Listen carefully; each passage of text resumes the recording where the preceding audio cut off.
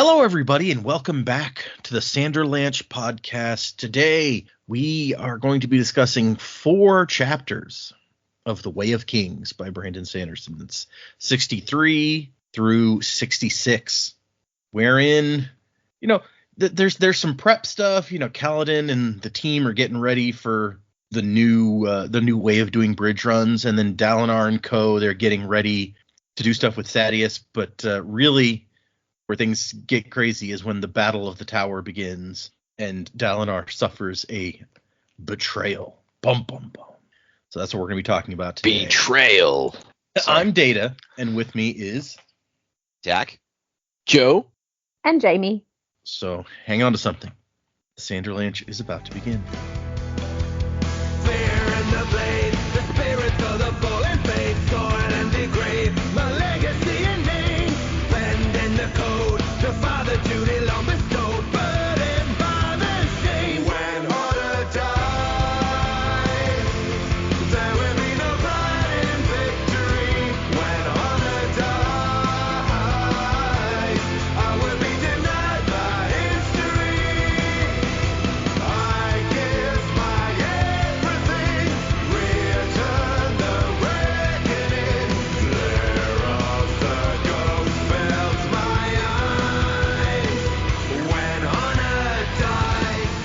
So yeah, 4 chapters, and it seems like very much into the Sanderlanche. Things are happening, maybe even finally, depending on how long you guys have been waiting for things to kick off here.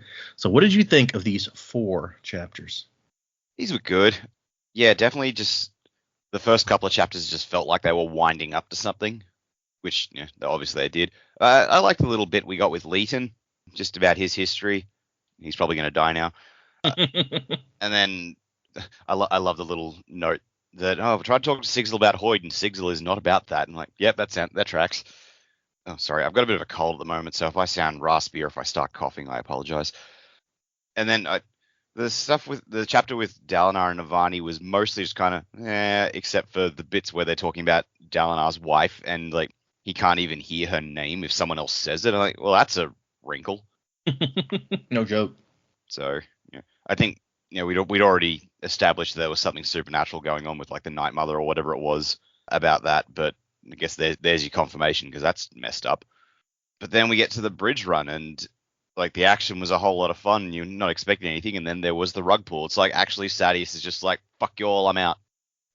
So yeah, we've been waiting for.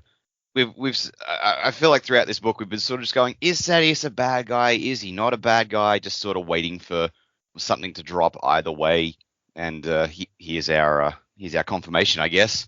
I did spend a lot of time after reading the chapters going like, why did Sadeas do that when he had the golden opportunity with the investigation? And then realized, that's exactly the point.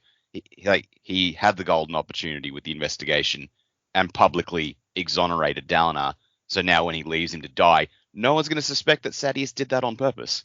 Interesting point, Yeah. So yeah, no, like that was very well done. It's like the whole Sadeas thing has kept me guessing one way or the other the entire way through the book. So I'm like, okay, there it is, very, very skillfully done. I like it. Cool.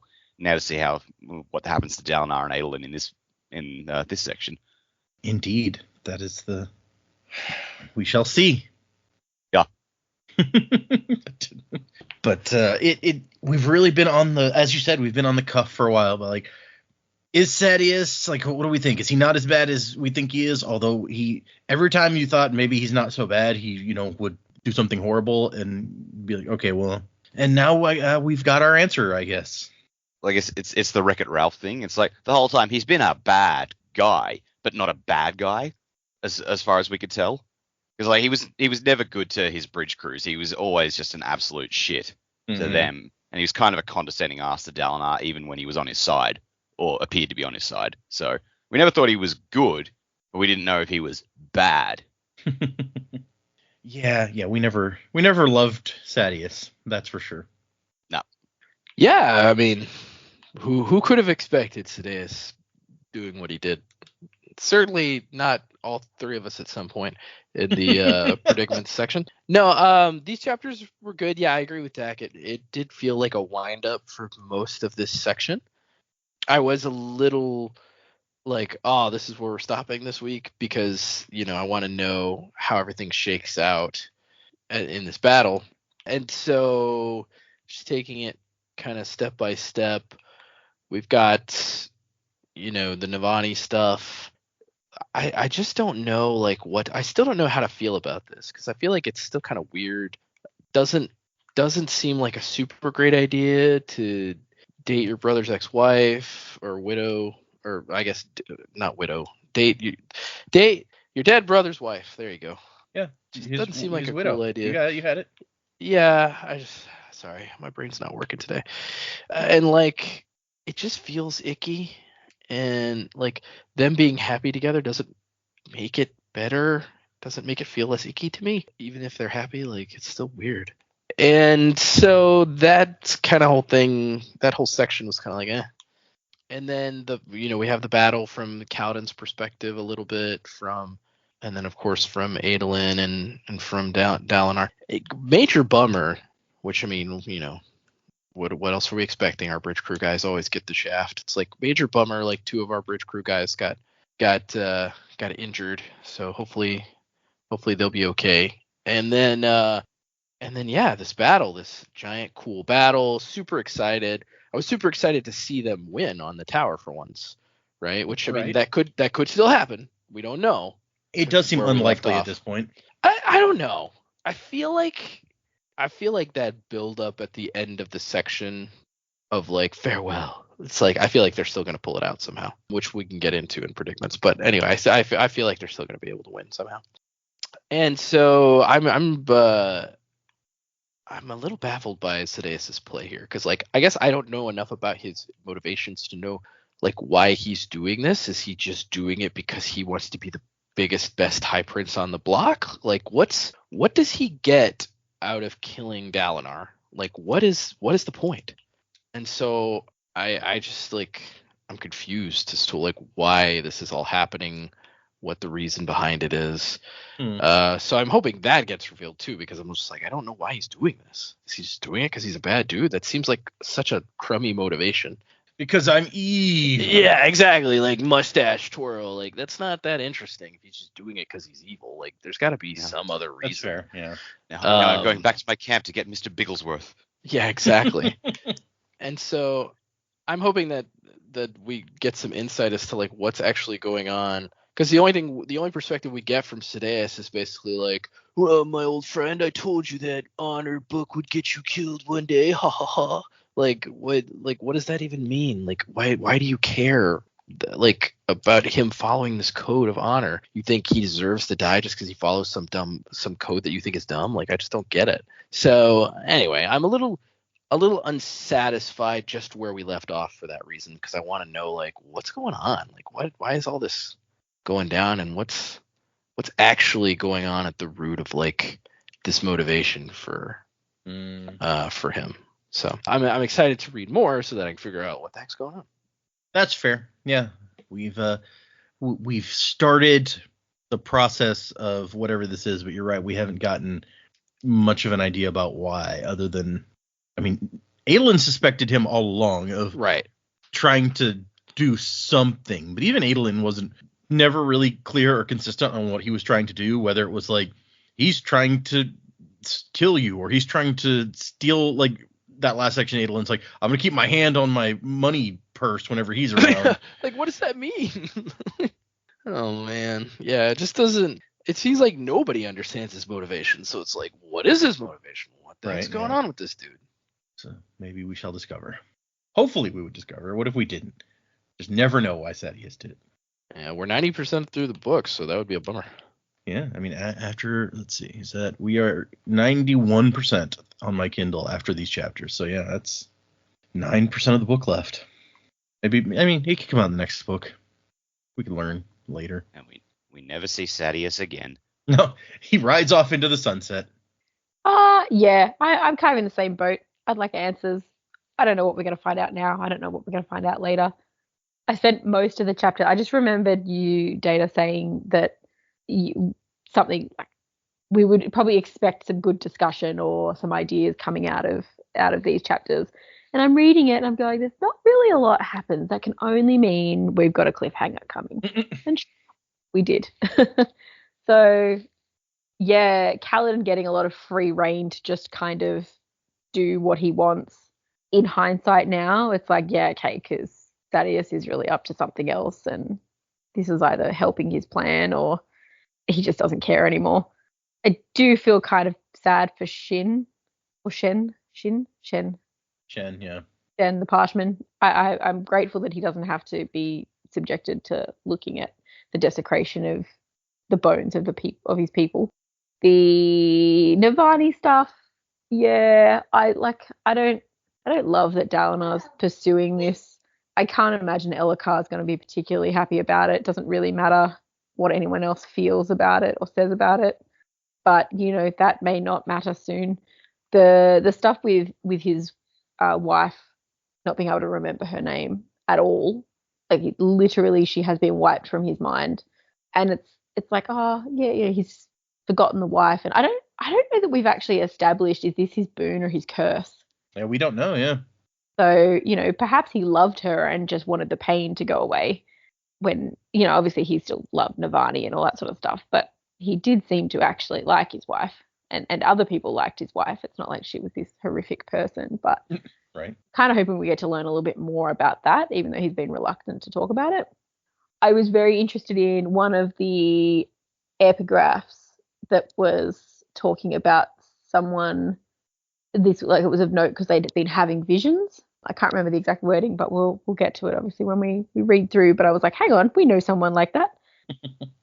It didn't say that it was High Prince Dalinar, so someone else is having visions out there by the sounds of it. And I think the map as well was drawn in the same year by Navani, I think it was. So whatever's happened, if this is happening sort of now, unless these are in the future, I don't know where we actually are at the moment, but that was a particular note to me. And then of course the betrayal was awful.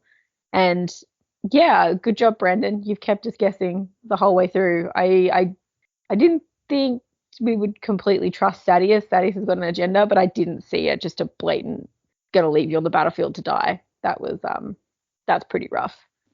Yeah, at that point, I feel like you don't see it coming. Maybe, I guess that's the point, right? So. Yeah, I mean, obviously Dalinar didn't see it coming. How are we going to see that coming also? Yeah, I hope they can get out of it. I think it was Joe saying the whole thing about the farewell to Renarin. I was like, that tells me maybe you're not going anywhere, mate. See how we go. Interesting. It's like, yeah, no, you're fine.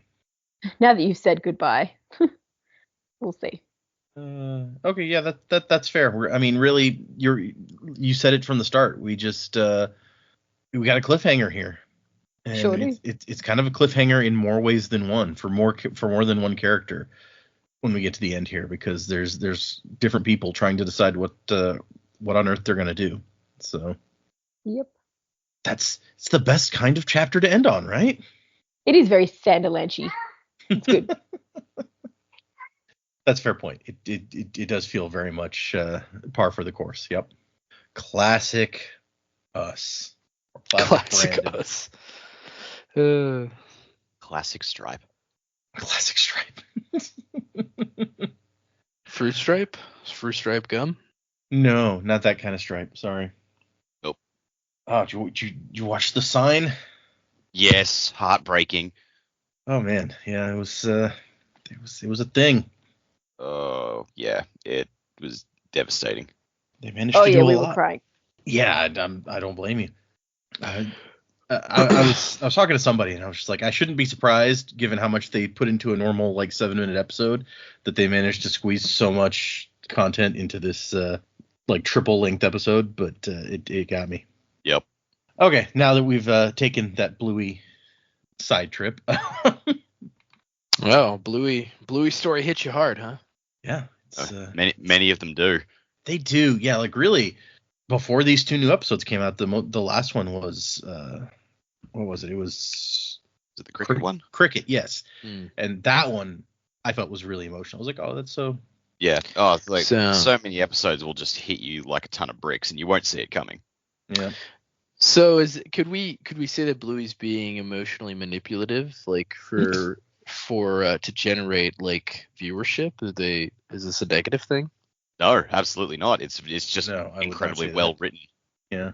Because there are like those soap opera-y shows like now. I'll give you I don't watch the show, but an example of it is This Is Us. It's like the whole point of the show is just to emotionally manipulate you into feeling sad or like crying or like having a deep emotion.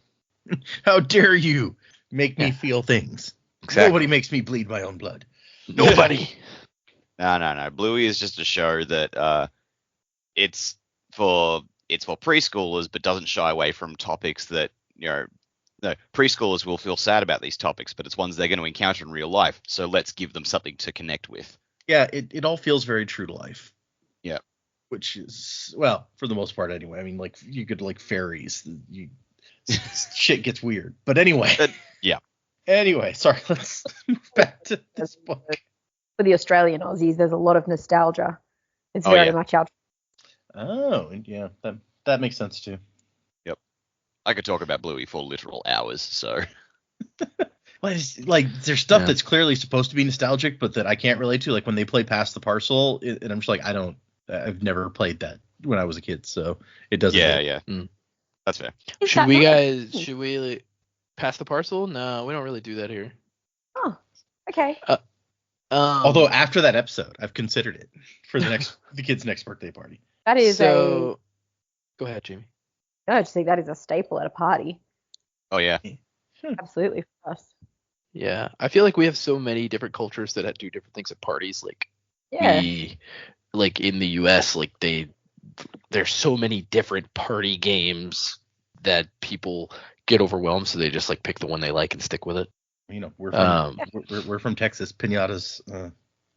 Piñatas are pretty standard at parties here. Not for adults. A kid's birthday party. Yeah, a kid's birthday party. Kindertail on the donkey? No. Yep. I mean, I've seen it done. We did it at the boys' last party, except they had a Scooby-Doo themed party, so it was like it was stickers, and you stick the Scooby-Doo tag. You're supposed to get it around his collar or whatever. It was cute. Please tell me at the Scooby-Doo party that the piñata was scrappy. I don't think we did a piñata that year. I don't recall. Yeah. I think from what I'm hearing from everyone is that with episode 200, we want to turn this into a Bluey podcast instead of Brandon Sanderson. The listeners podcast. agree, but let's throw as it Dak out said, you could be talked about for hours. There's so much there. Okay. Let's. Speaking of this book that we're reading right now, we'll go into chapter 63, which was Fear, aka The Way of Bluey. And the epigraph here is, I wish to sleep. I know now why you do what you do, and I hate you for it. I will not speak of the truths I see. And this was a Shin sailor left behind by his crew, reportedly for bringing them ill luck. Sample largely useless. He also knows why they're sad. But this is interesting. What he is saying is like, he's talking to someone and saying, I know why you do what you do, and I hate you for it. I'm not going to tell you what I'm seeing. Which brings... I guess there's two possibilities there.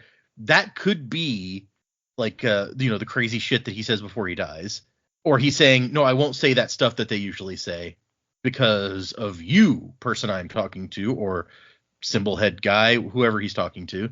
So like that puts a different spin on on these things, potentially anyway. So just something weird about that one.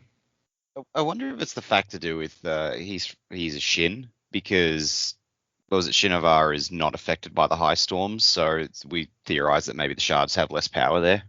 Yeah, it's not as affected because they're surrounded by the mountains. Yeah, so maybe the Shin are less susceptible to whatever this all is because of that. Interesting thought, yeah.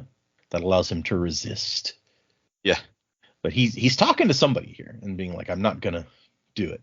So either, I don't know, maybe he can just see the symbol heads and he's like, screw you guys. He's like, yeah, Hoyt, I'm not going to do it. Leave me alone.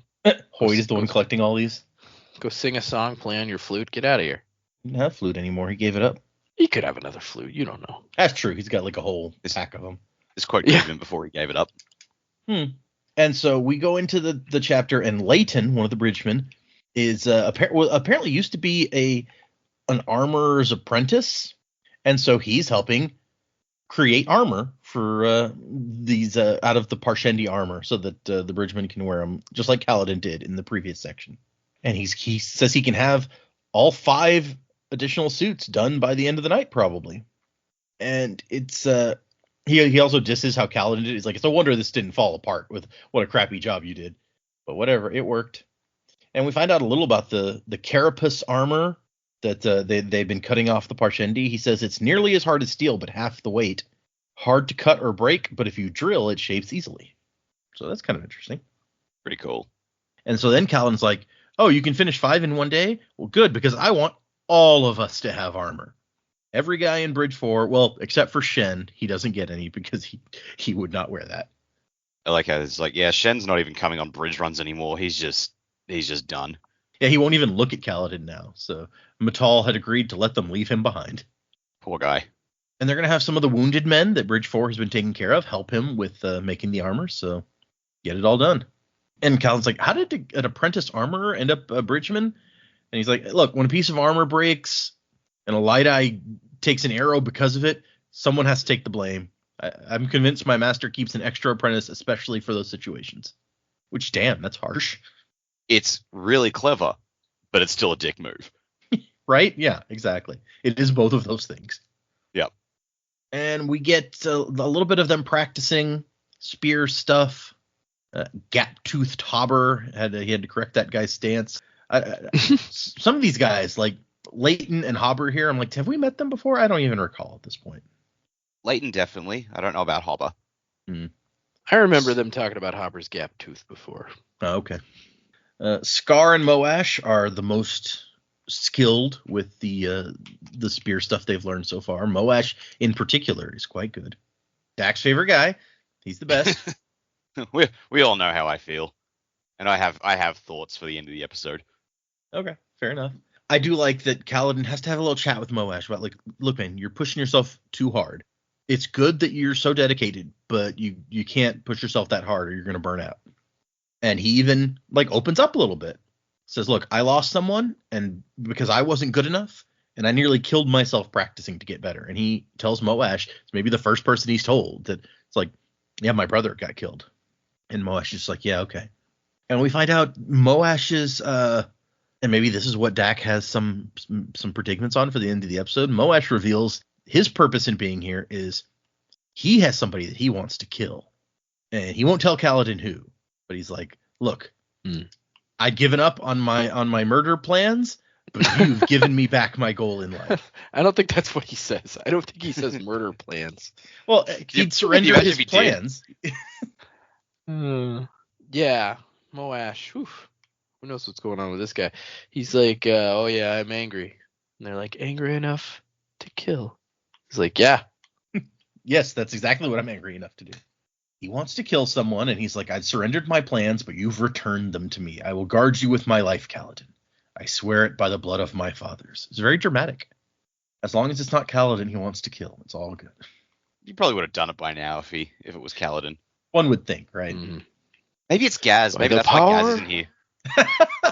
Yeah. I come all this way to get Gaz. But now Moash and Gaz were kind of buddies or something at one point, I feel like. Unless that was the rug pull like Sadius and Dalinar. Yeah. He's like, Gaz, we're buddies, right? Guess what? You're dead.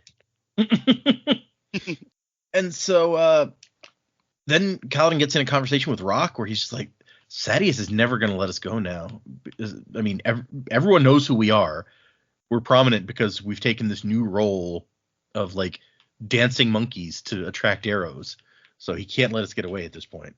And apparently they have come up with a plan. Rock's like, no, we talked about this. We'll kill the men he sends after us. We'll go to Kharbranth where there are no slaves. And then from there, we'll go to the peaks where my people will welcome us as heroes. Kharbranth is probably a good option. We know they've got, like, the free hospitals there. So, like, if they get injured on the way out, they can get patched up. The King's is a really good bloke, so he'd probably welcome them in. Maybe some of them can stay there, and then, yeah, people can move on as they need to. Kharbranth is a good option. Yeah, although I guess it depends. Like, we know that Yasna is in a good position there.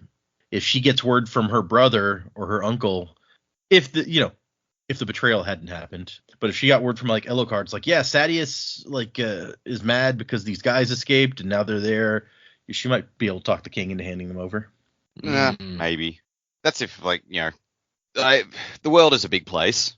Most worlds are, and like most worlds, the odds of them like showing up and them being able to identify this is that group that escaped from the Shattered Plains, like those seem like pretty long odds. But it does bring up an interesting possibility. I mean, I'm not disagreeing with you, but we've talked about how Joe in particular, I think, although I think everybody has said it to some degree, has doubted that they're actually gonna escape, and part of that is like, well, basically Kaladin is leaving the main story if he runs off somewhere else. But if he leaves this part of the main story to move into another part of the main story, maybe it actually works. And with Shallan, nah, we're done. Like Shallan and or Yasmin. We're never gonna see Shallan again. It's over. Maybe. She's done. She's over, man. Screwed, man. She's screwed. And then we get Teft telling Kaladin, like, hey, it'll be good for the men's morale if you like show them a thing or two with the spear, like with a real spear with an actual head on it. Like, show them what you can do. And Kaladin does not want to do it. He's like, don't worry, I'll fight when the time comes, but I can't let myself get into it now. And Teft's like, you're scared of it. I can see it. And he's like, okay, yeah, I am, but Teft's like, fine, but when the time comes, I hope you're ready. And that's the end of the chapter, but we do get a map of the Battle of the Tower drawn by Navani Colin, which is an interesting little map. I don't know. Can you read it? We don't get ours till after the next chapter. Oh, interesting. I feel like it makes more sense there than it does here. Just trying to blow it up a little bit to see if I can actually read what it says. But we can get into it then. Okay, yeah, we'll just go. It is weird how we have ended up with illustrations in different places from y'all a couple of times now. Yeah, that's confusing.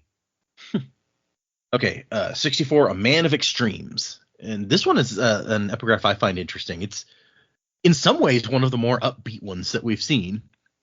Although it's still kind of unpleasant, where it's like, they come from the pit, 2 dead men, a heart in their hands, and I know that I have seen true glory. Which it's phrased in an upbeat way, but then you look at the words of it and you're like, oh, that's extremely disturbing, actually. Yeah, it's not great. Doesn't sound good. But true glory, how can that not be good?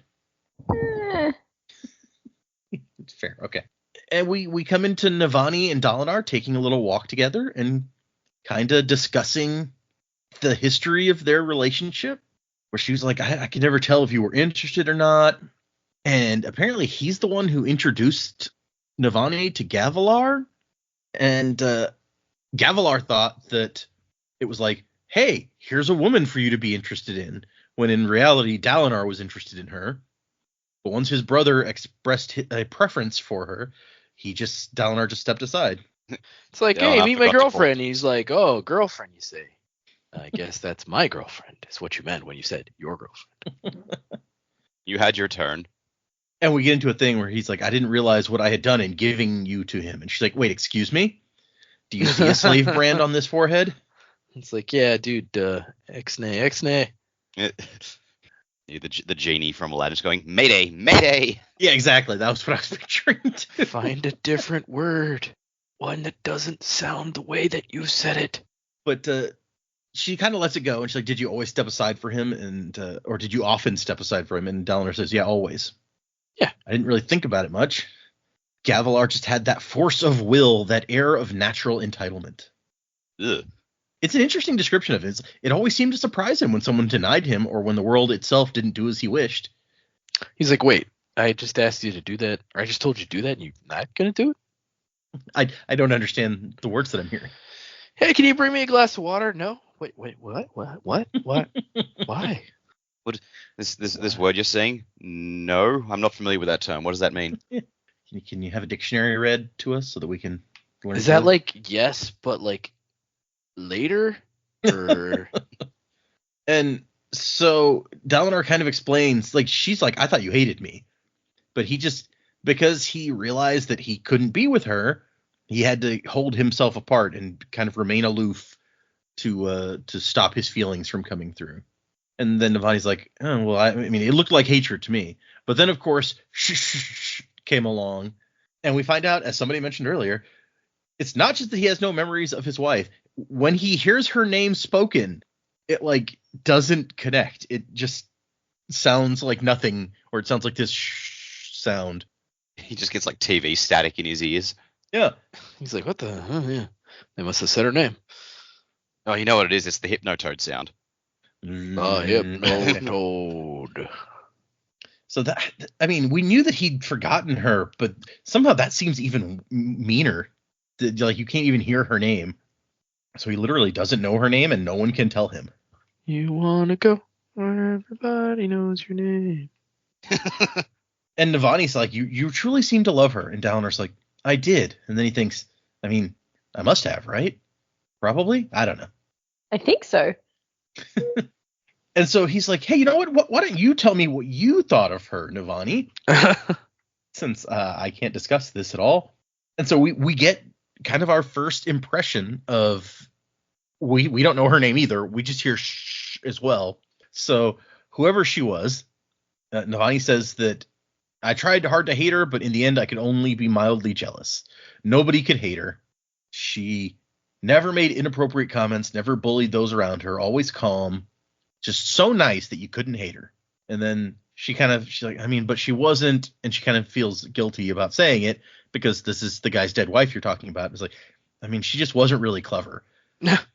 She wasn't dumb, but she wasn't smart. She wasn't cunning. Maybe that was part of her charm. So she wasn't one of those plotters like the other women in the Alethi court. And so I guess to someone like Navani, that would seem like a weakness. To someone like Dalinar, that might actually be a selling point. I was going to say, like, already she sounds great compared to some of the other characters we've met. Yeah, a little bit. I mean, imagine we don't even know Sadeas' first name. We don't know if he has a wife, but I was thinking, imagine the Alethi women are supposed to be like these political plotters. With Sadeas is kind of that sort of guy already. What kind of wife would he have? Like, would she be just 5 times worse? I don't know. Do we even, does Sadeas have a family? Like, we don't know. Like, Dalinar and Gavel are both like where he's like roughly the same age as him, and they've both got adult kids. Does Sadeas have an heir? Mm-hmm. We don't. We know like, little about Sadeas in a personal sense. I'm gonna guess he doesn't, but it'd be interesting to like think he's like Macbeth, and there's like a Lady Macbeth who's like way worse. Yeah. Or he has a Macbeth Jr. out there. Yeah. Macbeth like light. Or yeah, it's like Macbeth worse. Like Sadeas was the rough copy, and his kid is the final draft. With Macbeth 0, it's actually worse than regular. With how much we've seen of him, it's weird to think about how little we know. We don't even know if Sadeas is his first or last name, or if, as we discussed before, it's just like Cher. He's just Sadeas. He's just Sadeas, yeah. It's his stage name. Yeah. His real name's actually just Edward. Edward. It's Bob. Bob Sadeas. It's Doug. Wouldn't that be? Douglas Sad. I was going to say Carl, but wait, no, that was the Inquisitor. Yeah. Yeah, that was the Inquisitor. You're right. Doug we had a Carl. Can't have another one. And so they get into more of a discussion about like this relationship. Like, what are we doing here? And Navani wants to go forward, and Dalinar kind of agrees that they're going to try to be together, but also he feels very guilty about all of this because this is against his personal, code, essentially. It's really icky to find the relationship talk. And he tells her, she's like, can't you just let it go a little bit? And he says that no, like deep down, I am really a weak person. I have to have all of these like boundaries because if I let myself go even a little bit, I could go all the way back to this person that I used to be. A man I never want to be again. And then he thinks a man who'd contemplated murdering his own brother for the throne and for the woman who had married that brother. So, yeah, that's okay. You got to give him points for his self-awareness. That's fair. Yep. He's like, I know who I am inside, and I know that I can't let myself go. And she says, you're not weak. And I really like his response where he's like, I am, but weakness can imitate strength if bound properly, just as cowardice can imitate heroism if given nowhere to flee. That's a really interesting thought, I feel like. Oh, and then as they're discussing this, the bells start sounding, and I mean, they must have a code or something, because he recognizes, like, that's the tower. One of the plateaus Sadeas has been watching. High Princes have failed every time to win a gem heart there. It'll be a major victory if we do it together. And Navani says, you're right about him. We do need him for our cause, but keep him at arm's length. And as he leaves, he's like, oh my gosh, she said, like, our cause. What? She'd already started to think of them as together in their efforts, and he realized so did he. So that's a cute moment for this relationship that's kind of icky. So Is it cute, though? Or terrible. Like, Yeah, I feel like it's just terrible. I feel like Jamie and I are on the same team here. Like, just stop the Dalinani relationship, the Navananar. Don't couple name them. I mean, we got to stop it. Dalinar? The only way there's not a couple name is if we stop them. Davani. Yeah, it's a tough one to, I don't know. I'm at the point where it's like, I want Dalinar to be happy, but not with her. I want you to be happy, but just not with that person. Can't you Happiness be will happy not last. a different way? Can't you be happy with Moash, Dalinar? Yeah, you just don't understand football, Dalinar. That's the problem. A relationship with Moash is going to get very stabby. Yeah, Maybe. just watch some footy, hang out, smoke a J, and calm down. And so we cut to the lumberyard where the bridgemen are getting ready now that the alarm has sounded. And as they're all bridge force putting their armor on, and they got their shields with the Parshendi bones. And as they form up, like, all of the other bridge crews start applauding them. And Tef's like, oh, okay, that's new. And Calvin's like, I guess they finally realize what we are. We're their champions. Bridge forward. Oh, they're champions. These are the guys who are going to get shot at. Yeah, it's true. Praise the guys who draw the fire. I mean, the guys who risk themselves so that we can live. That's pretty, Oh, yeah. Like, I don't doubt they're genuinely appreciative, but it's not because they're champions. It's because they're drawing the fire. Decoys. Mm. So it's right there in the name, decoy. And then we cut to Adolin, who's he's just contemplating as he gets his armor strapped on. It's like, my dad's not crazy. Like, this is a new feeling for me. I've been sure for so long that he was going nuts. And so he has to think about it, and he goes, you know what? I'm glad that I was wrong and my dad's not crazy. Yeah, I feel like that's a pretty normal thing to feel. Man, I'm glad my dad's not crazy. But then he has to think, like, okay, but that means these visions are real? So he's like some sort of prophet? That's weird. That's a new thing to have to consider. The prophet Jerematic.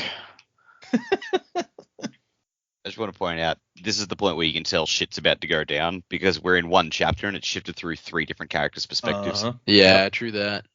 And so they start forming up their army, and then Sadeas shows up, and Adolin's like, geez, Dad, what's he doing here? Like, come on, he shouldn't be with his own dudes. Son, we work with him. And so Sadeas rides up, and he's like, hey, we need lots of troops. If you got everybody together, everybody you could scrape together right now, how many men could you pull together? And Dalinar says, like 8,000.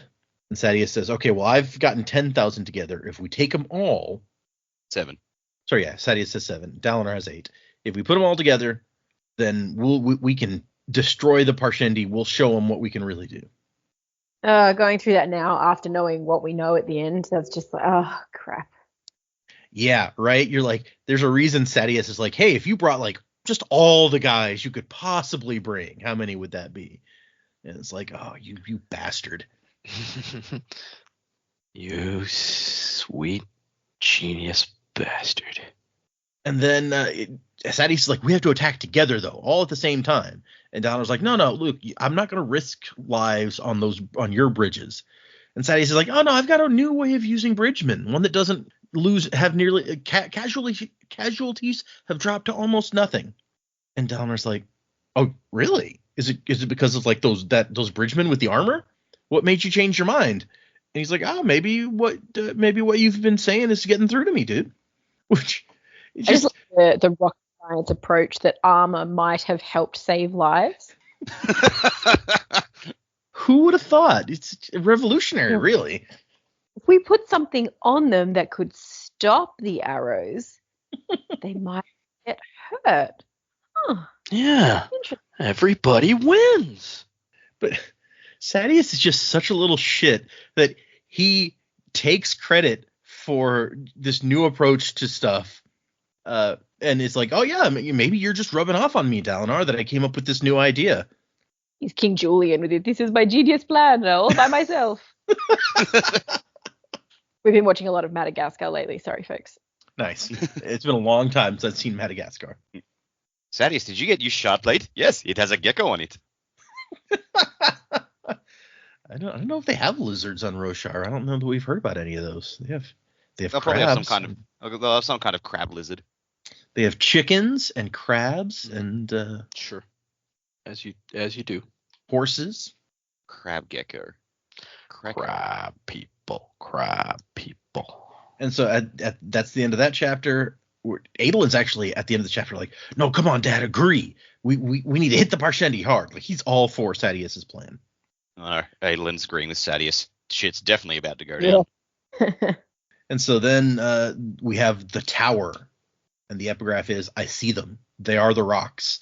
They are the vengeful spirits, eyes of red. And this is from a dark-eyed young woman of 15. Subject was reportedly mentally unstable since childhood. Okay, that one's concerning. Yeah, maybe.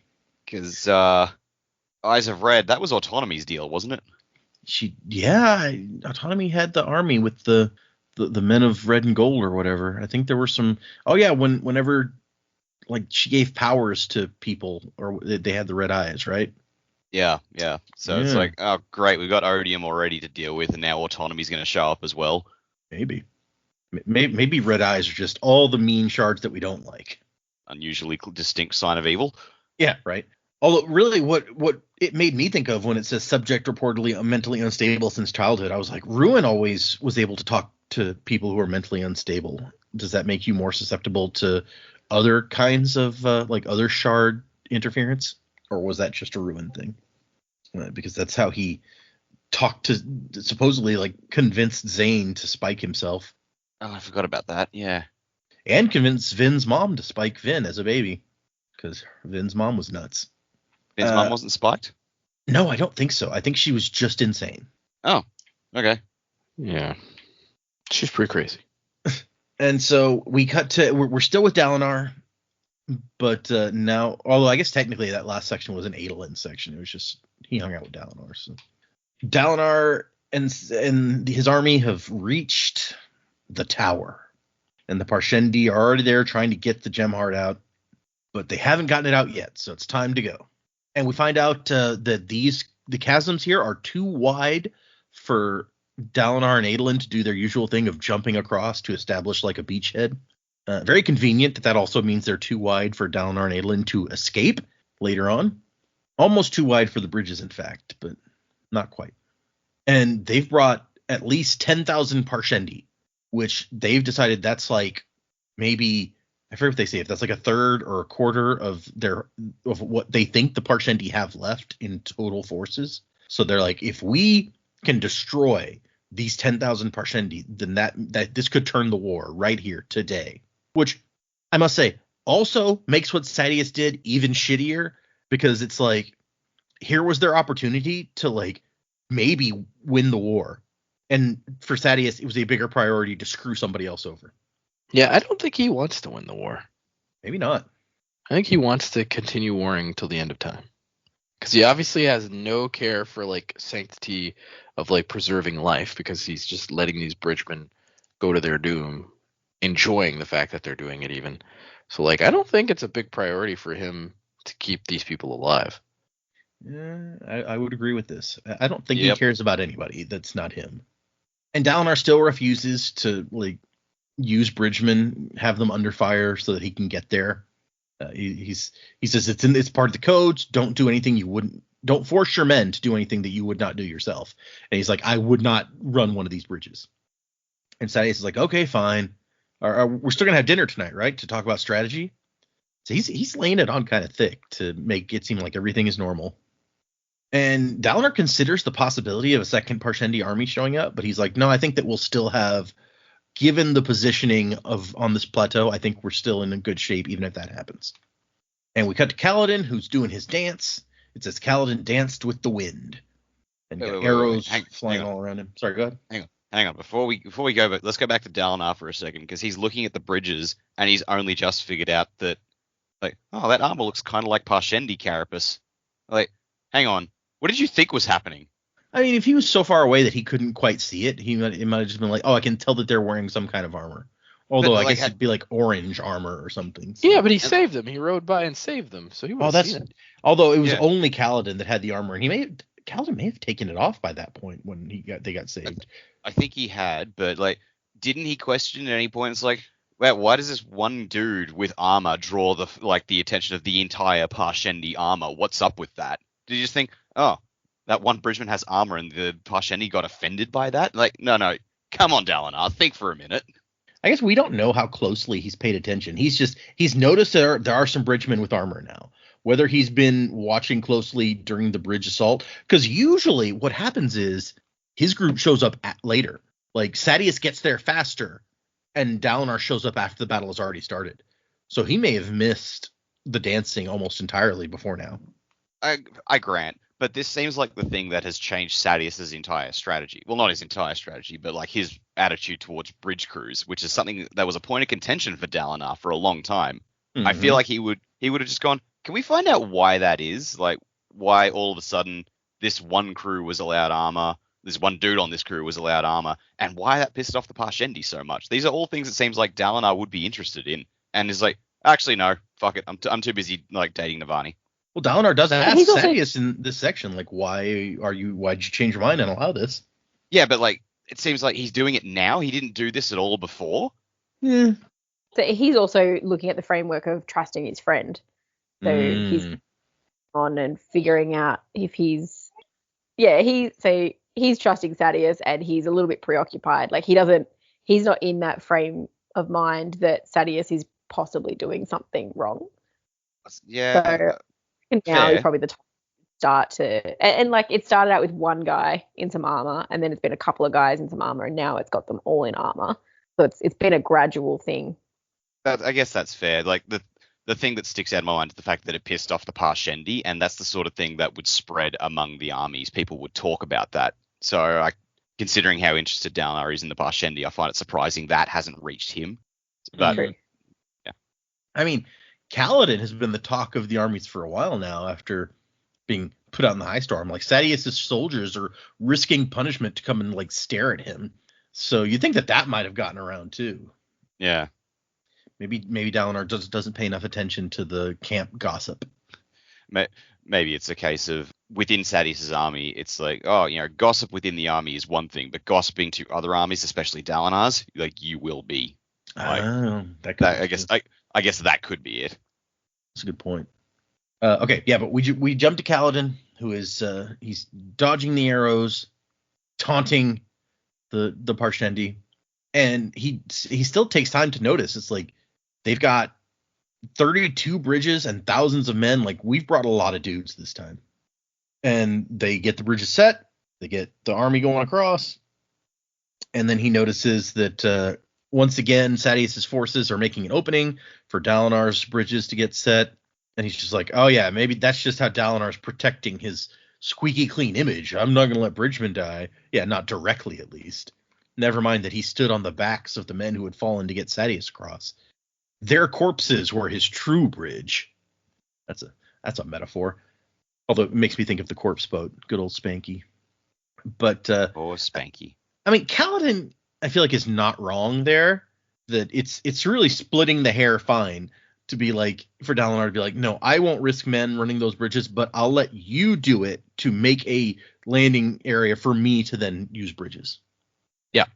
He's like, I don't want to see the bridgeman die, but it's fine if you do it. Although he also can't stop Sadeas from doing it. So like, yeah, he's tried. People expect Yeah. So him do it. they've had 6 bridge runs without a casualty. So that's nice. Except now Scar has been hit, and Scar's like, an arrow in the freaking foot. Who gets shot in the foot? And then arrow. Teft has also taken an arrow, his in the shoulder, right in like the space between his 2 pieces of armor.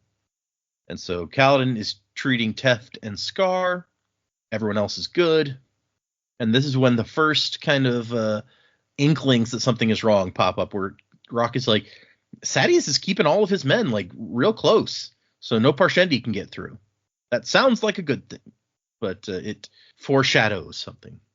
And after Sadeas, we cut to Dalinar, who Sadeas has made him a foothold, so he's like, "Bridge, one of you bridges, follow me." He's getting eager to take this plateau, and gets his shard blade out and starts just like, slicing his way through the Parshendi as usual.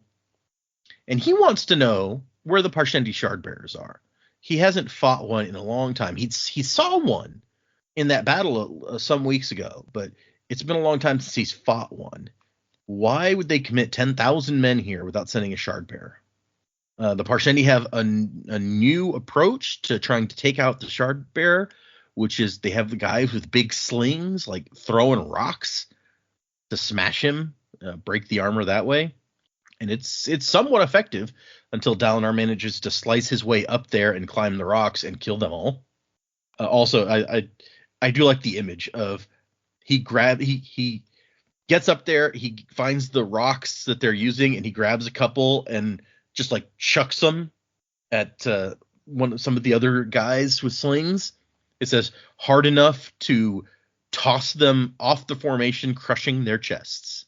So he's just like baseballing these head-sized rocks hard enough to like break them, break the Parshendi. Pretty nuts. Like the action in this scene is just phenomenal. This is another one of those, like, this would be like some epic Lord of the Rings sort of action moments to see on film. Yeah. Funny you mentioned Lord of the Rings, because I was definitely getting like Theoden vibes when he's starting to bellow to the army, and I was like, oh yeah, here you go. This is that moment. Definitely. I can see that, yeah.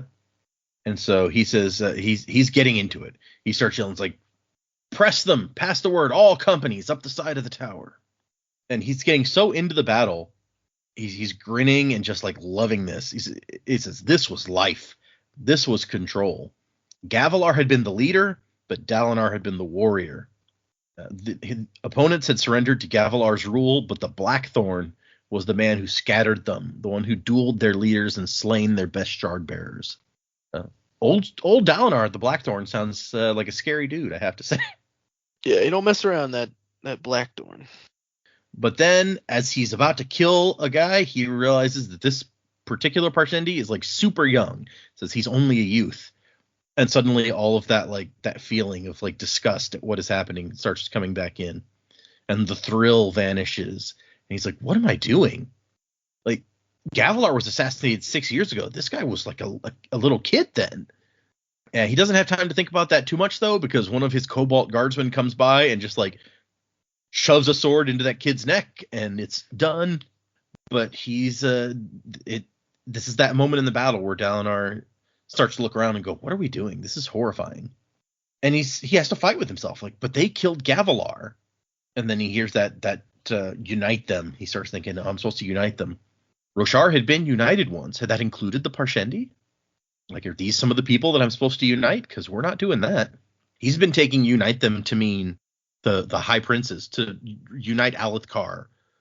But all of a sudden he's like, I mean, is it more than that? But also, I still don't know where these visions are from. And while he's growing sicker and sicker of what's going on, all of a sudden he hears Adolin frantically shouting. And Adolin's like, what do we do? And Dalinar's like, about what? And he points, and there's another army. Another Parshendi army that's leaping across the chasm. And Dalinar's like, why did the scouts not alert us to this? And then he scrambles up to look, and he sees what's happening. Sadeas' army is retreating across the bridges back to the staging plateau. Half of them are already gone. And the 8 groups of bridgemen that Sadeas had lent to Dalinar have pulled back and disappeared. Sadeas was abandoning Dalinar and his troops, leaving them surrounded by Parshendi, and he was taking all of his bridges with him. Which could have been the place that we ended this section. That would have been a nicely dramatic moment. But we did one more chapter. And the epigraph here is that chanting, that singing, those rasping voices. Which that one sounds to me like it could be about the Parshendi. We know that they sing while they're fighting. I don't know if they sound raspy though, so maybe it's something else. I mean, Dalinar was just talking about him singing as they died. It's true. This one from a middle-aged Potter reported seeing strange dreams during high storms during the last 2 years. So, wow, okay. What, was he seeing the same dreams? Was some random Potter getting the message that he needs to unite them? This is the one that piqued my interest because I was like, hang on a minute, we know someone going through this. Mm-hmm. So, yeah, that's interesting. I don't know what it all means yet, but it's interesting. Right? Yeah, it makes me very curious. Like, are there different messages that people can get from these, like, visions during the high storms? Or is he seeing all the same stuff that Dalinar is seeing? But and if so, like, how is a Potter supposed to unite them? Yeah. Well, I mean, with artwork. Yeah. Shallan is seeing some weird stuff. It's not through the high storm specifically, but That's she's true. definitely going through some stuff and getting, well, I don't know that she's getting a message yet. She's terrified, which is fair. Yeah, she's had whatever these things are talk to her a little bit, but they said stuff like, yes, it's true that you're scared, or You're like, or duh, I know. what are you? I think is the first thing they said. So not the most deep messages that she's getting. No. But we cut back to Kaladin, who's just finishing treating Scar's arrow wound to his foot, when he looks up and realizes, like, oh, like, Sadeas is retreating. At first, it seemed so impossible that Kaladin couldn't accept it. Like, are they just, like, bringing around for another attack? No, the rear guard's already across the bridges. And he thinks, like, or somebody asks, do you think Sadeas died? Why would the whole army be retreating? And Cal's like, no, I mean, his banner still flies, so he's probably not dead. Could you imagine if that was the case? Like, Sadeas actually just died off screen, we'd missed it, and they just see him carrying his body back over the bridge, and we'll just go, oh, shit, okay. That would be kind of hilarious, actually. I don't think that I'd hate that. And then it's like Sadeas's heretofore unknown heir who's, like, abandons Dalinar on the field. Yeah. Like, oh, we just never talked about it before. His son's been there the whole time. Yeah, Dougie Sadeas Jr. Dougie Sads. That's his rapper name. And, like, Kaladin goes and catches sight of Sadeas riding up. He's like, no, he looks okay. And it takes him a minute to realize what's going on. They're abandoning him. This was a trap, a setup. Sadeas is leaving High Prince Kholin and all of his soldiers to die. And Kaladin, he still can't believe it, to the point that he, like, pushes his way up to get a close look at Sadeas to make sure that, he's not hurt or anything. And then he's just stunned. He's like, this is a betrayal that makes even Amaram's betrayal of me seem trivial. And Kaladin is close enough to hear Sadeas kind of look back at Dalinar and say, I told you, old friend, I said that honor of yours would get you killed someday. Which, I mean, geez, you got to just rub that shit in, apparently. Sadeas, you said the quiet part loud. Just in case Kaladin wasn't sure if this was, like, what this was or not, you had to just, like, yep, there it is. Yep. You just got to confirm for Kaladin that you are just a complete piece of shit. Not that Kaladin doubted that, I feel like, but we were starting to doubt it, so had to confirm for us too. And Dalinar and Adolin are up here fighting with their army, but with really no hope, because even if they could somehow beat a Parshendi army that's potentially more than twice as big as their own army, they would have no way of getting back. So they're just screwed.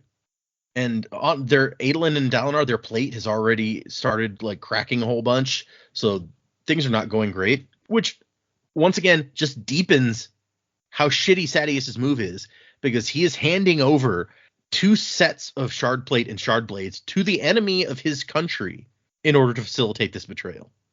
And Adolin's like, I warned you not to trust him, which I feel like if Dalinar could read Adolin's mind earlier, when Adolin's like, oh, we totally, please agree to this, Dad. Sadeas is right. We can kill so many Parshendi here. Like, Adolin has no room right now to be like, I told you not to trust him. Because while it's true, you were also all in on this. Totally an Adolin move, though. It is. You're not wrong. That thing I thought about 10 minutes ago that was different than the opposite of how I feel now, you should have known that. And so Aelin is just using their last moments on Roshar to tell his dad, I told you so. And Dalinar's like, I know. And then Aelin has to elucidate, like, we walked right into this. We let him take away our bridges. We let him get us out onto the plateau, blah, blah, blah. And Dalinar's like, yes, I know. It's this like, really how we're standing in the same battle, right? Like, come on. And I love that because of how the Alethi, like, nobility works, he's like, the people who matter are going to know what actually happened here. But Sadeas has set this up in a way where he has plausible deniability to be like, oh no, it was horrible. We had to leave and they got killed. Oh no. Yeah. And it honestly reminds me of a story by R.A. Salvatore told in the Forgotten Realms. It's like the whole dark elf like society is like they secretly try to kill one another, but if they get found out that they kill one another, then they get in trouble with like the elders. But everybody kind of knows that's what happens, that the other like families take each other out, and they're just like, well, as long as you don't get caught, it's fine. Yeah, I mean, that's actually pretty much exactly what he's saying here. He's very cutthroat. And so he's like, yeah, no one's going to say anything. The only one who might maybe say something is Elokar. And like Sadeas and Dalinar are his two closest advisors. So without Dalinar, Sadeas is his closest advisor. So he's much less likely to speak out against Sadeas. And he's even thinking like, I saved your life, Sadeas. Like not long ago, Dalinar risked himself to save Sadeas' life. And here's what you get. No good deed goes unpunished. Sadeas is like, I don't remember that. Possibly the concussion. Well, I mean, it could be. But they just know, like, okay, this is the end. There's no way for us to get out of this. And Dalinar's just telling Adolin, like, this is all my fault. I should never have risked our house for those foolish dreams. And Adolin's like, no, it's not your fault. Even though I just finished saying I told you so, like 15 times, it's not your fault. Yeah, it actually took a moment to stop and think about it. It's like, oh, maybe I said the wrong thing. Yeah, credit where credit's. Yeah. And Aelin's like, what would you have done differently? Would you be like Sadeas? No, I wouldn't want you to be that guy. I wish that we hadn't let Sadeas trick us, but I'm not going to blame you for what he did. You're right to follow the codes. You're right to try to unite us. And I was a fool for fighting you every step of the way. Maybe if I hadn't spent so much time distracting you, we would have seen this coming. And Dalinar just like blinks, dumbfounded. It says like, wait, this is Adolin saying this stuff? It's like he's going, this is Adolin speaking these words, and then like pulls the helmet off. And it's like, surprise, it's Renarin in the shard plate. Almost. Hey, Dad. Yeah, almost I would believe that. Yeah. We switched places. Thought it'd be fun, but we're in a big pickle, aren't we? now we're gonna die. Yeah. But I do also like that in this moment, Dalinar, it says the guilt evaporates and he realizes that it is a selfish emotion. And he's like, would I want to have changed myself? No. Did it matter that the visions had been wrong about Sadeas? Like, no, I still would have done basically the same stuff that I did. That's the person that I want to be. And so he turns around and gives his speech to the soldiers that are around him, saying it's like, he does his very dramatic, like, battlefield speech. We stand here alone on this battlefield because of who we are, because we loathe the people we would otherwise become. And he does a whole, like, it's not, death is where everybody gets to, but it's the path that separates men, journey before destination, as we have established earlier. I will not be ashamed of what I have become. Other men may debase themselves to destroy me. Let them have their glory, for I will retain mine. And then he very dramatically times it so his shard blade pops into his hand at that moment. And they go back into battle, and he thinks, and so I die. And then he feels kind of, for a moment, he feels guilty about Renarin, who he's now leaving behind as High Prince of the Kholin Princedom, although most of his armies will have been destroyed. And he's like, I never did get him that shard plate I promised him. Oh, well. Oh, well. Stay strong and learn wisdom more quickly than your father did. Farewell. Which is a very sad point, but that is the end of our chapters. So, we move into predicaments. Dalinar's gotten himself in a bit of a pickle. Just a bit. What is going to happen next? Where are we going from here? So I feel like this is going to present an opportunity for Bridge 4 to run. I don't quite know how it'll present that opportunity, but I think like this is where they're going to have like their chance to just flee, get away, just because they've been talking about it so much. But then Kaladin is going to decide, no, I need to do the right thing, guys. We're going back. And okay. I think, yeah, like just how disgusted he was by Sadeas's betrayal. I think he's gonna like even if they just leave the bridge for Dalinar's troops to get back, Kaladin and his guys are gonna do something.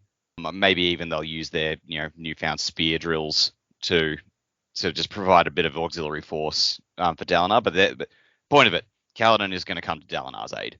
Dalinar is going to appreciate that. And he's going to take Kaladin into his army, and so there'll be all the conflict between Dalinar and Sadeas. Like, you left us to die, and this guy saved us, and you've been fucking him over as one of your bridge crews. So it's going to set off like the civil war among the Alethi as a result of all that. And then right as that's reaching its crest, that's when, as I predicted before, Moash stabs Dalinar in the back, because Moash is going to be super pissed that they gave up their escape attempt to save a Light Eyes. That he's going to take it out on the one they saved. That would be a turn if it looks like we're going to save Dalinar, and then at the last moment Moash turns around and stabs him. That would be I think we will. It's like, because we've got how many chapters left? We have, let me see, 1, 2, 3, 4, 5, 6, 7, 8, 9 chapters and an epilogue left. Yeah, so I could 100% see, like, the next 2 or 3 chapters is Kaladin and Dalinar getting off the plains. Kaladin saves Dalinar. They go back to the camp. Another few chapters of camp politics and things really boiling to a head there. And then, like, in chapter 8 or whatever, that's when Moash makes his move as, like, one of Kaladin's trusted bridge crew. He's got a position close to Dalinar, and then he just plants the knife. So I think Dalinar will get back to the camps before he gets killed. Okay.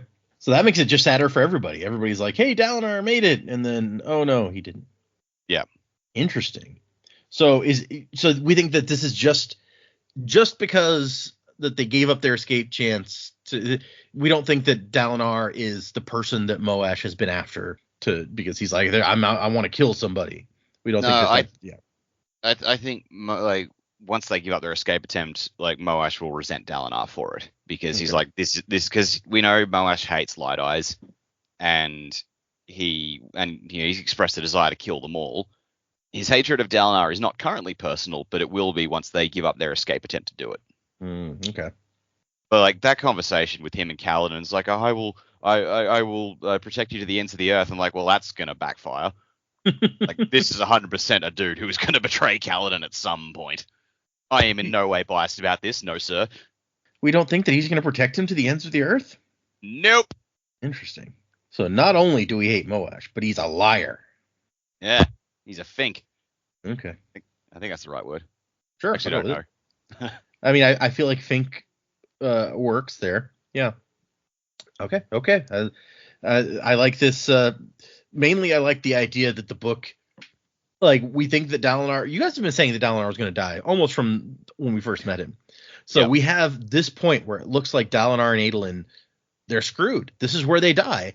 And you're like, no, the book's going to save them from that. And we're going to be like, oh, everything's okay. Only for the last second it to turn around and go the other way. Yeah. There's your rug pulls all over the place. So many rugs. So many rugs. Why does anybody have this many rugs? Living in a fucking carpet warehouse. Yeah. Okay, I like it. Carpet warehouse. Yeah, I agree with Dak to an extent. I do think that's where this is headed. I think Kaladin and Dalinar collide here when Kaladin's like, we can't just let these men die killed by these Parshendi. Like, this is not gonna work. And so they're going to defy orders, and then Kaladin's going to have an escape because Matal never gave him the order. It specifically says, like, Matal saw they were already geared up, getting ready to go, and he just walked on. So the Kaladins would be like, well, you never gave us the order that we had to leave that guy behind. So we just took it upon ourselves to do X. And so they're gonna create the bridge, allow like an escape path for Dalinar and his army.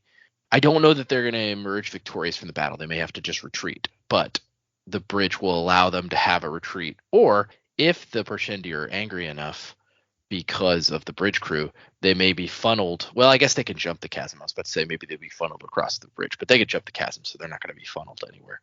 But anyway, they're going to be able to escape, and Dalinar will survive. I don't think any of that Moash stuff is going to happen with Dalinar. I disagree with Dak on that. I don't completely trust Moash because he obviously has an agenda. He wants to kill somebody. We know that now.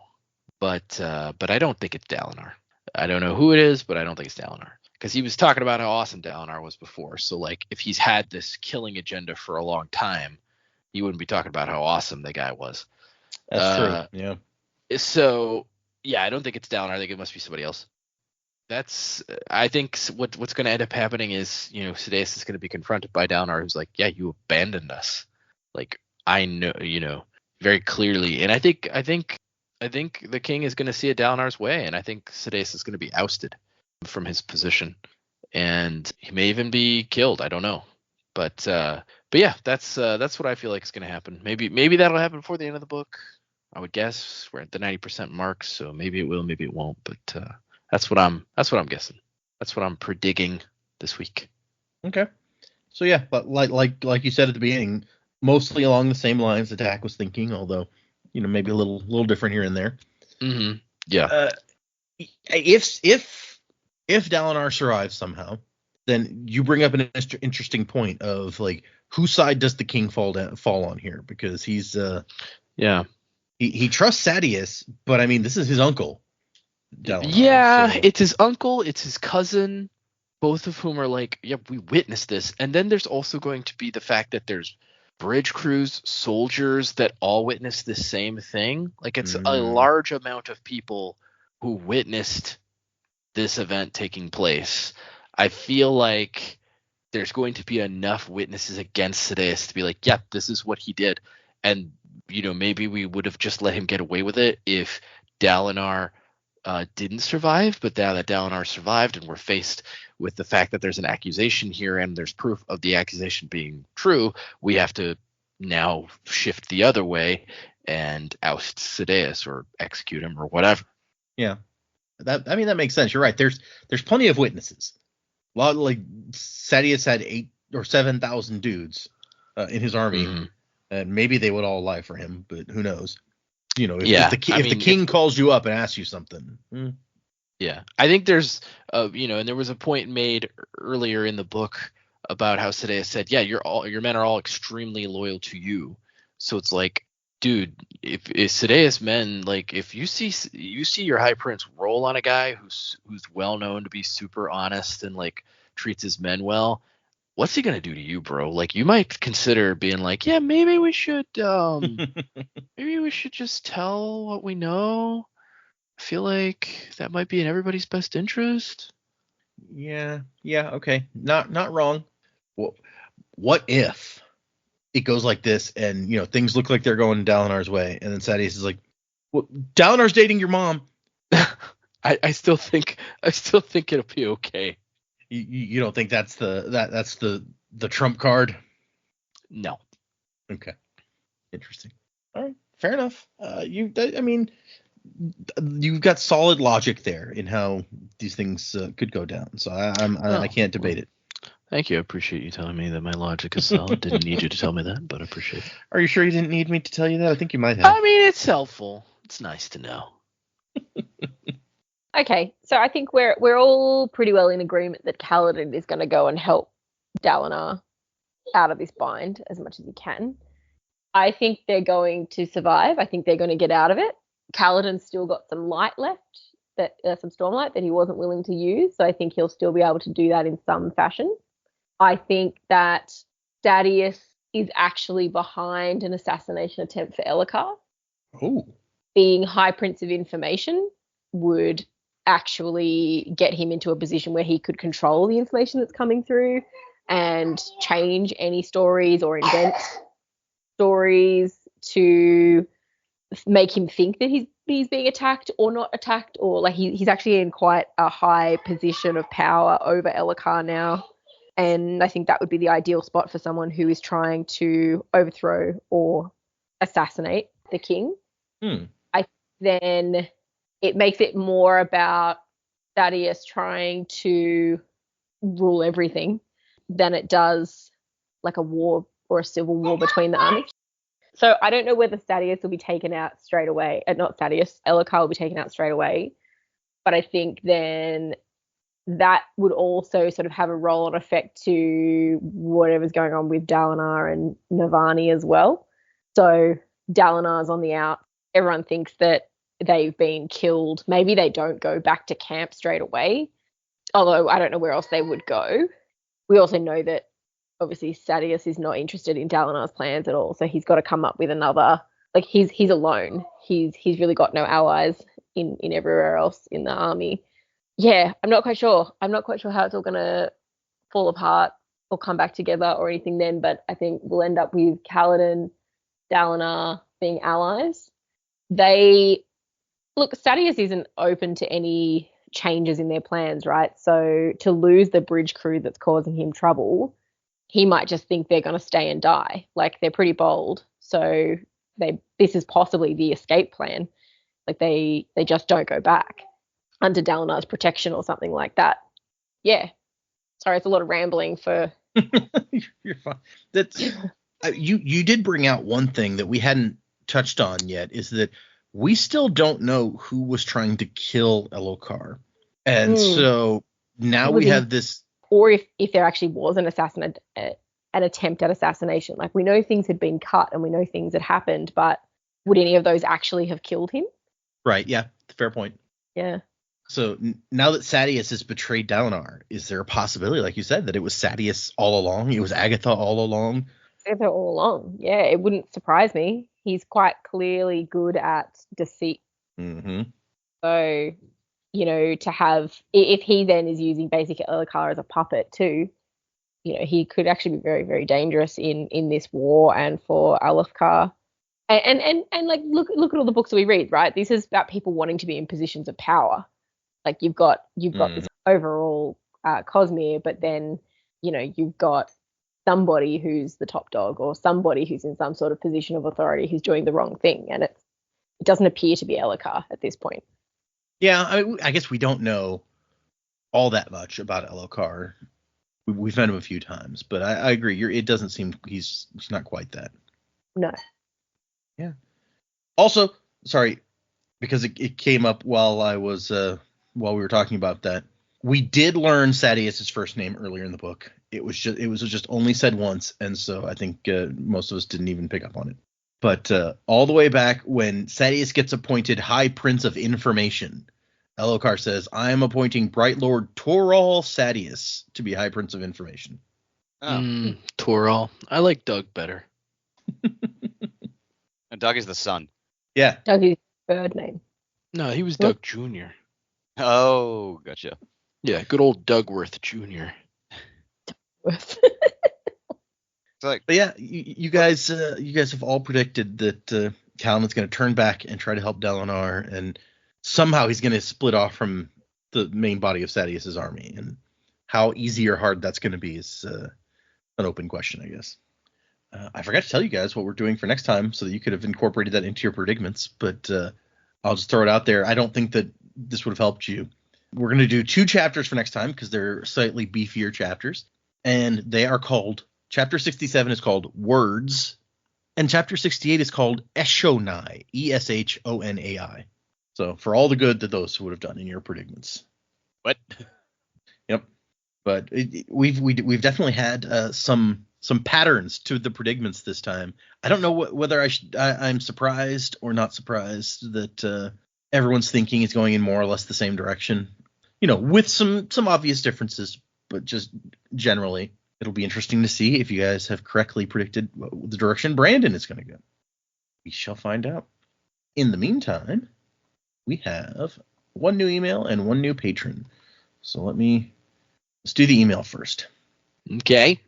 This email is entitled Sadeas. It is from Michael, or Mike, and he says, hey Sanderlanche crew, Mike from VA here. Sadeas, more like Chadius, am I right? Can't wait until book 2 when the crew finds out that he is the hero of ages. Okay. Just my annoyingly frequent reminder that I love the show and appreciate everything you all do. Also looking forward to seeing that little blue dot next to the Sanderlanche every Monday, indicating there's a new episode. Crabs ahoy from Mike. So thanks, Mike. Wrong series. If you said Sadius turns out to be the words of Radiance, I might have believed it. There could be a Hero of Words Ages in this too. You don't know. I guess. The words of radiance is Toral Sadius. I mean, the next chapter is called Words, so maybe. Yeah, see? Yeah. Sadius is the words, yo. Word up. Word up, boy. And okay, we got one new Ska level patron, and it is Mr. Tiggles, Tigglez, Tiggles. Whatever. Hey, Mr. Tiggles, you can be a steel runner. How about that? Yeah, that's a nice one. So thank you. If you want to check out our Patreon, I have put up my first reactions while reading various new Brandon books that have come out in the last year or so. Starting, I think, every new book since the last Alcatraz book came out, I have done my reacting while reading thing. There hasn't been a new episode in a week or two at this point because I haven't started reading what I'm going to read next for it. I still haven't decided, so haven't had time. Been out of town, went to Nashville for a work conference thing, had lots of yummy food and things, but there will be some more episodes of something going up there. I just not yet. So feel free to check out the Patreon if you guys are interested. Joe will assign you a fairing power, or leave us a review, a 5-star review on Apple Podcasts, and Joe will jump you into the misting crew with a misting power. I've been known to do that. Or you can send us if you want to leave us a 5-star Spotify review and send a picture of it. Same thing. If you want to send us an email, including a picture of your 5-star Spotify review, the email address is thesanderlanche@gmail.com. We're also on Instagram, Twitter, places like that. Not Twitter, it's X. Yeah. It's never going to be. I'm sorry. I can't do it. It's fine. It's where all the good times are had. No big deal. Like every single article online will always say X, formerly Twitter. Well, that's because if you just say X, it's like, what the hell is that? Did you forget to edit this to put in the correct name of the... Yeah, that's it. No one knows what the fuck they're on about. Yeah, I know. I just don't care. So yeah, check us out all those places on the interwebs. As I said, we're doing 2 more chapters for next time, and that's going to put us. There's only 3 episodes left of this book, so we'll do 2 chapters, then 3 chapters, and then to the end. So get ready, y'all. We're about to launch it, huh? We're right up against the end of this book, and then moving on to whatever it is we will do next. We're about to ski down the mountain that is this book. Yeah, we've been sitting here waiting for a while. Be like, when's the Sanderlanche going to start? When's the Sanderlanche going to start? Well, Dalinar is about to be killed by 2 armies of Parshendi. I think the Sanderlanche has begun. Yeah, the ski lift is finally at the top. Yep. So come back next week for 2 more chapters, Words and Eshonai. And actually there's still 1 chapter left in part 4. So we're not quite to the end of part 4 with the next episode, but the one after that will start in part 4 and run into part 5. So maybe hold on, 3 chapters left of part 4? Yes, as of now there are 3 chapters left in part 4. And we still haven't had that Navani chapter. We have not. Running out of chances. We are indeed. Maybe at the end of next week's episode, since that's right before we go into part 5, I'll pull out the part 5 page to tell you guys what perspectives will be in part 5. That might be interesting. I think there's at least 1 or 2 that you'll be like, oh, okay, I'm excited for that. So just like you were excited for the Navani perspective. I was so excited for it. So yes, thank you everyone who sent emails. Thank you patrons, people on the Discord, everyone out there just listening. We appreciate you. You're all awesome. 2 chapters for next time. Music by Miracle of Sound. And Wasing to the Time of Next. Colo? P.S. Fashion. Crab at